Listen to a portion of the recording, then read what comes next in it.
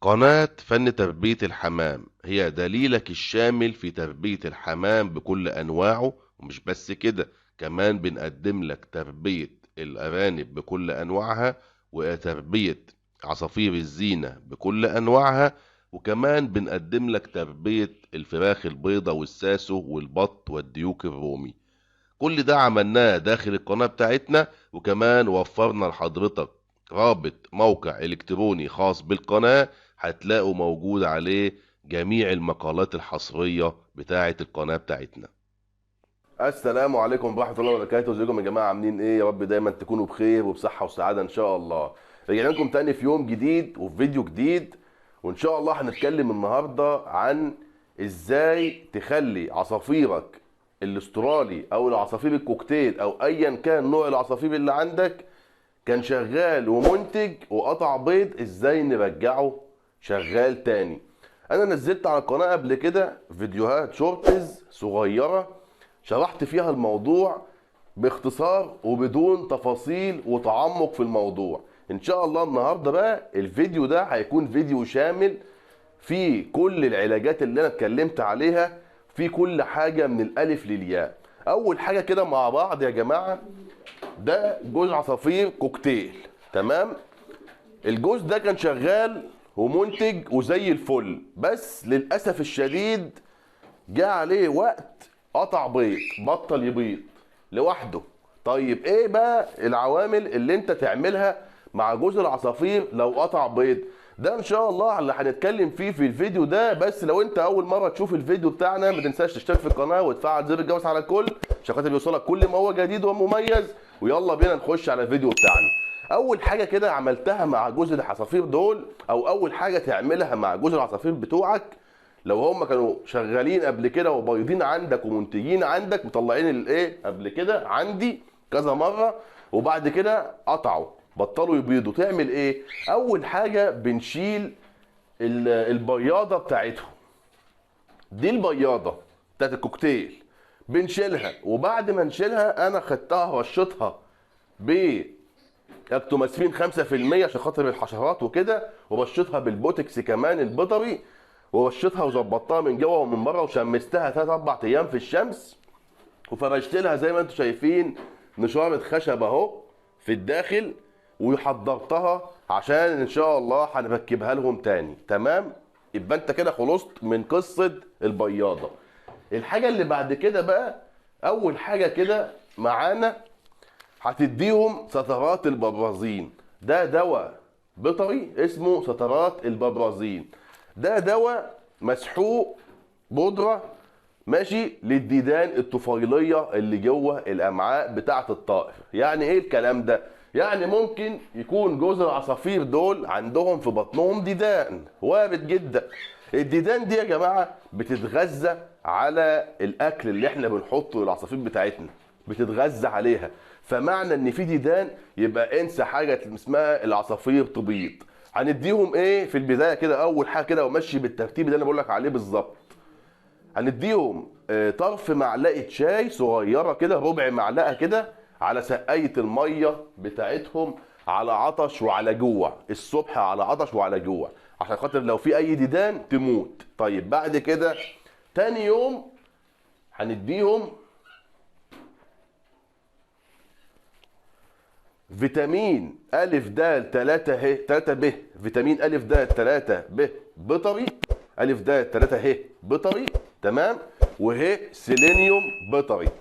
الفيتامينات مع اله سيلينيوم بتحط 3 نقط و3 نقط على سقاية المية بتاعتهم لمدة 3 أيام أو 4 أيام متواصلة. اله سيلينيوم ممتاز جدا للخصوبه بتاعه الذكر، والفيتامين الف ده 3 اهي ممتاز جدا لتحسين قشره البيض وتحسين الجهاز التناسلي عند الانثى، وبرده الهيسيلينيوم لتحسين الجهاز التناسلي عند الذكر وعند الانثى. فده ممتاز جدا. تجيب نوع مستورد نظيف ايطالي او فرنساوي او هولندي وتستخدمه من 3 ل 4 ايام. بعد كده نخش على اللي بعد كده.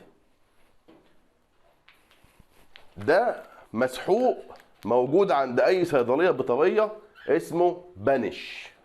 بانش زي ما انتم شايفين اهو. تمام، الخواص بتاعته اهي زي ما انتم شايفين.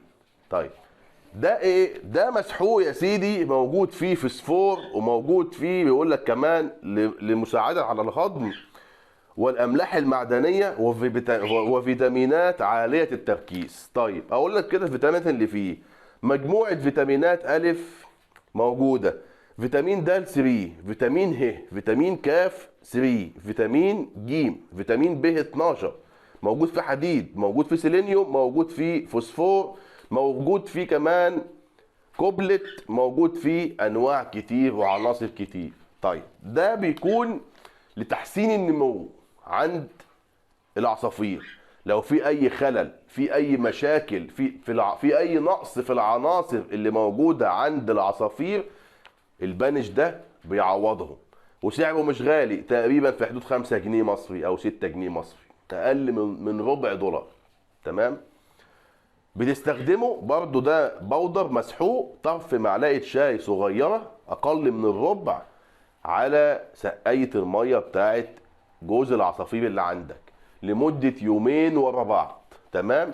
في اي مشكله في العصافير ده بيحسن المشاكل وفاتح للشهيه وبيساعد على النمو. طيب بعد كده نخش على المرحله اللي بعد كده، ده اسمه اوميجان. ده املاح معدنيه، دي املاح معدنيه بودر، وممكن تستخدم املاح معدنيه سائله موجود فيها برضو المنجنيز والحديد والنحاس واليود والسيلينيوم تاني، وفي انواع كتير كده من العناصر والاملاح اللي بتمد الطائر واللي الطائر بيكون عايزها. ليه احنا بنديله املاح معدنيه؟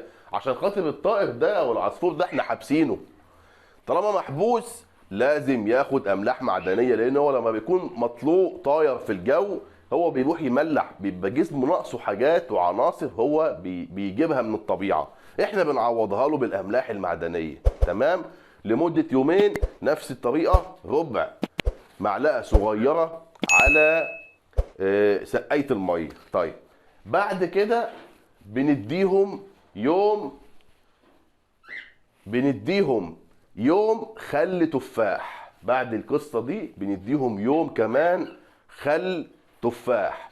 خل التفاح ليه؟ عشان خاطر لو النتايه مليسه ينزل معاها التليس، ممكن يوم او يومين خل تفاح. تمام.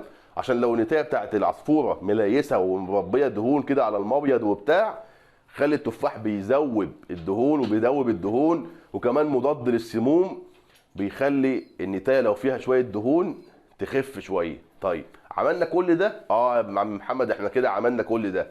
البرنامج ده لو قلنا 3 و3 6 7 8 9 10 ايام ويومين خل تفاح، يعني 12 يوم، قول 15 يوم. تمام. 15 يوم تفضل شايل من عليهم البياضه. طيب بعد كده بقى الشغل النهائي بقى ان احنا بفضل الله نركب مع بعض البياضه بتاعتهم.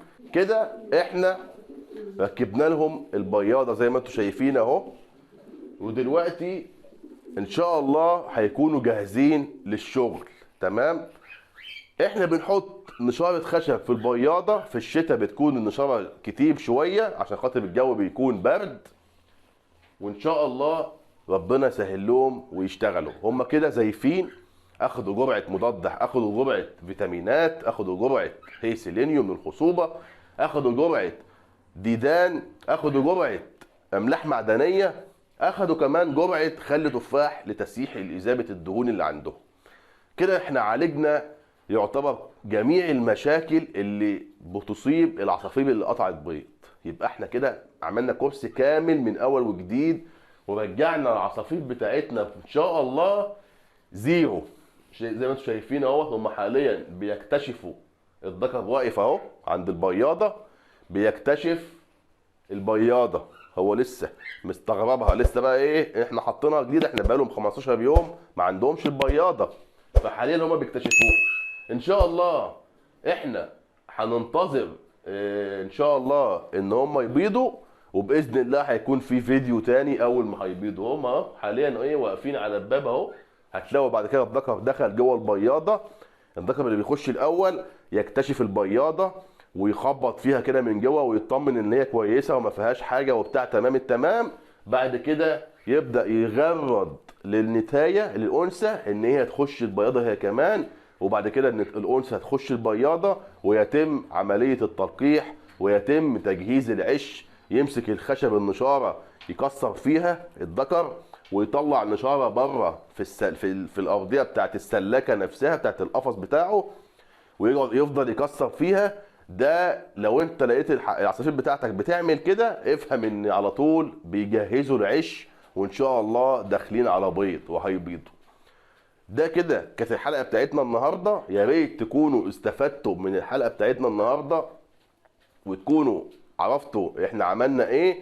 ولو ما لقيتوش انواع العلاج ديت بالظبط اسالوا البيطري عن البديل، لان الادويه دي كلها ادويه بيطريه، مفيش بس غير خل التفاح هو اللي بشري من عندنا احنا بتاعنا احنا بس. ارجو ان انتم تكونوا استفدتوا من الفيديو واشوفكم ان شاء الله في يوم جديد وفي معلومه جديده. واسف جدا ان انا طولت عليكم، ولكن انا حبيت اعمل فيديو كامل اشرح فيه الموضوع من الالف للياء عشان في خاطر جالي اسئله كتير اللي احنا ليه بنحط الدواء ده واحنا ليه بنحط لهم ده واحنا ليه بنحط لهم ده.